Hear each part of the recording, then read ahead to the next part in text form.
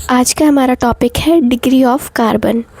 The number of carbon atoms directly attached with the carbon, मतलब ये कि एक पर्टिकुलर कार्बन से कितने और कार्बन अटैच्ड है, ये उस कार्बन की डिग्री होगी।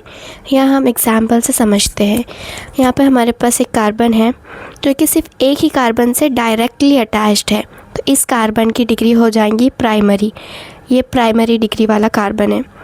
अब हम ये वाला कार्बन देखते हैं। ये कार्बन डायरेक्टली 3 कार्बन के साथ अटैच्ड है, तो ये टर्शियरी कार्बन हो जाएगा।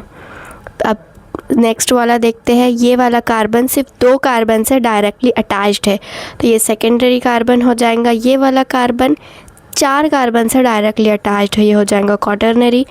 और ये वाला कार्बन सिर्फ इसी कार्बन से डायरेक्टली अटैच्ड है, ये प्राइमरी। ये भी प्राइमरी और ये भी प्राइमरी, और ये वाला कार्बन भी प्राइमरी होगा क्योंकि ये सिर्फ एक ही कार्बन से डायरेक्टली अटैच्ड है। अब हम देखते हैं हमारे पास टोटल कितने प्राइमरी कार्बन, सेकेंडरी और टर्शियरी कार्बन है।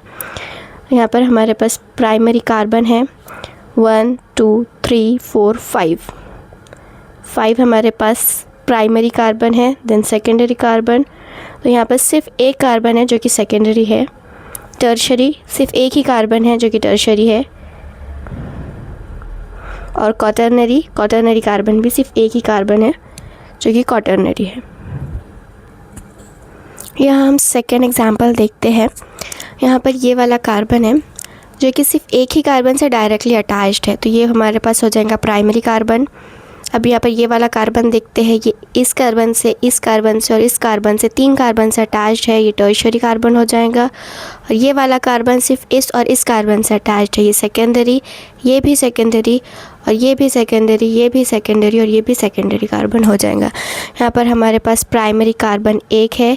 देन सेकेंडरी कार्बन 1 2 3 4 5, यहाँ पर हमारे पास 5 सेकेंडरी कार्बन है और टर्शियरी कार्बन भी 1 है। नेक्स्ट एग्जाम्पल देखते हैं। हमारे पास ये एग्जाम्पल है। यहाँ पर हमें देखना है कि ये वाला कार्बन की डिग्री क्या है।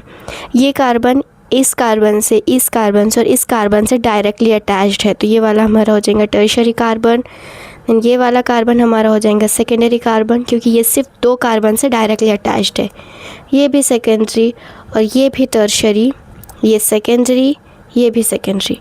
अब हमारे पास यहाँ पर कोई भी प्राइमरी कार्बन नहीं है, तो यहाँ पर हम देखेंगे कि हमारे पास सेकेंडरी कार्बन कितने हैं।